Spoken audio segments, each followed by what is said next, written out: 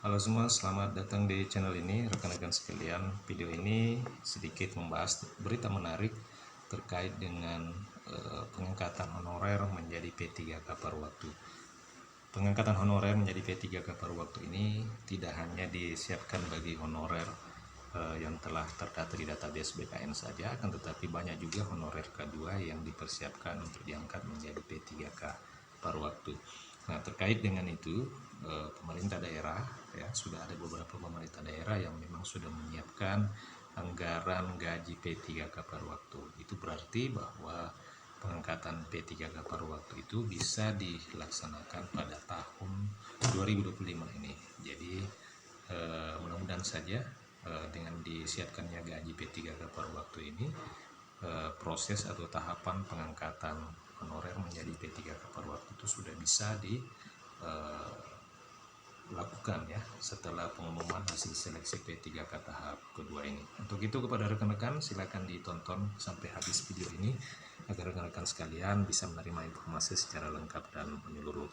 Tapi sebelum kita membahas hal itu, kepada rekan-rekan yang baru pertama kali menemukan channel ini, silakan tekan tombol subscribe dan nyalakan tombol lonceng untuk terus mendapatkan informasi terkini, perkembangan terkini kebijakan pengangkatan honorer menjadi P3K.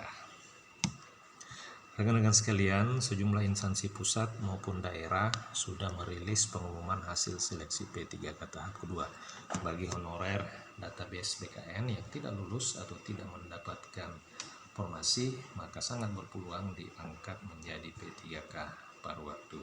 Adapun terhadap honorer non database BKN yang tidak lulus seleksi P3K, sampai dengan saat ini belum ada kejelasan mengenai nasibnya ke depan. Oleh karena memang berdasarkan regulasi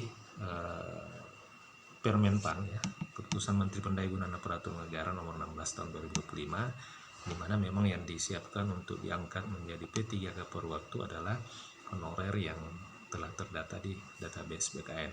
Untuk honorer non database BKN yang tidak lulus seleksi P3K, sampai dengan saat ini belum ada kejelasan mengenai nasibnya ke depan.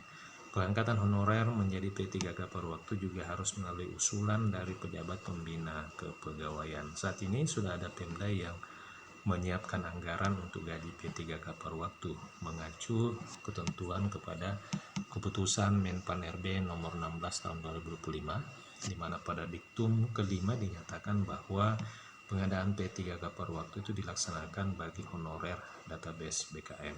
Jadi memang untuk P3K paruh waktu khusus disiapkan untuk honorer yang telah terdata di database BKN. Mekanisme pengangkatan honorer menjadi P3K paruh waktu sendiri diatur di dalam Keputusan Menpan RB Nomor 16 Tahun 2025 yang menyatakan bahwa pengadaan P3K paruh waktu didasarkan atau dilakukan berdasarkan hasil seleksi ASN tahun 2024. Pada diktum kelima Keputusan Menpan RB tanggal 13 Januari 2025 itu dinyatakan bahwa pengadaan P3K paruh waktu dilaksanakan bagi honorer database dengan ketentuan sebagai berikut. Ya, satu, telah mengikuti seleksi CPNS tahun anggaran 2024 namun tidak lulus. Kemudian yang kedua, telah mengikuti seluruh tahapan seleksi P3K tahun 2024 namun tidak dapat mengisi lowongan kebutuhan. Keputusan Menpan RB nomor 16 tahun 2025 sendiri itu mengatur mekanisme pengangkatan honorer database BKN menjadi P3K paruh waktu, yaitu di diktum ke-7 dengan ketentuan A. Pejabat pembina kepegawaian mengusulkan rincian kebutuhan P3K paruh waktu kepada Menpan RB berdasarkan ketentuan sebagaimana dimaksud. Kemudian B. Rincian kebutuhan P3K paruh waktu bagi non-ASN sebagaimana dimaksud dalam diktum di atas itu wajib diusulkan seluruhnya oleh pejabat pembina kepegawaian. Jadi seluruh honorer yang tidak lolos pada seleksi P3K dan telah terdata di database BKN itu wajib diusulkan seluruhnya oleh pejabat pembina kepegawaian. Kemudian setelah itu Menpan RB menetapkan rincian kebutuhan P3K paruh waktu pada setiap instansi pemerintah. Rincian kebutuhan P3K paruh waktu terdiri atas kebutuhan jumlah, jenis jabatan, kualifikasi pendidikan, dan unit penempatan. PPK sendiri setelah ditetapkannya usulan P3K paruh waktu, pejabat pembina kepegawaian selanjutnya akan mengusulkan penetapan nomor induk kepada BKN paling lama 7 hari setelah mendapatkan penetapan rincian kebutuhan P3K per waktu dari Menteri Pendayagunaan Aparatur Negara.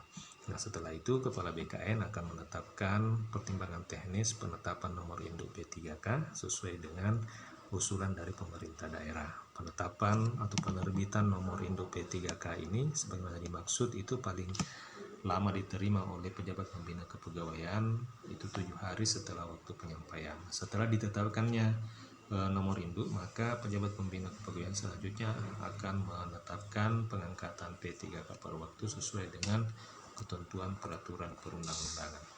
Nah, rekan-rekan sekalian, pemerintah Kota Banjarmasin sendiri, Kalimantan Selatan saat ini memang sudah menyiapkan anggaran sekitar 6 miliar untuk membayar gaji pegawai pemerintah dengan perjanjian kerja melalui Kepala Badan Pengelolaan Keuangan dan Pendapatan Aset Daerah Kota Banjarmasin, Haji Edi Wibowo, menyampaikan bahwa penambahan anggaran itu telah diusulkan pada rancangan perubahan kebijakan umum dan rancangan perubahan prioritas plafon anggaran pada tahun 2025 sendiri.